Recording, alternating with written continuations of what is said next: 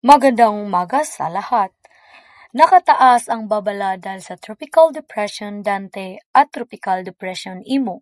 Umiiral din ang habagat na nagdadala ng lakas na ulan sa Luzon, Visayas at Mindanao. At ito ay naging isang tropical storm.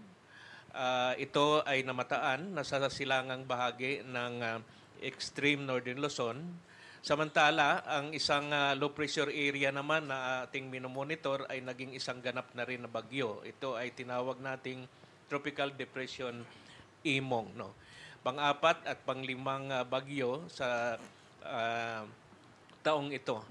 Now, May banta ng baha sa mababang lugar at pagluho ng lupa sa bulubundukin. Delikado rin ang paglalayag sa dagat dahil sa malakas na alon. Pinapayuhan ang lahat na maging handa, makinig sa bisyo ng pag-asa at lokal na pamahalaan. Mag-ingat po tayong lahat. Ito nga po si Angela Casas nagbabalita.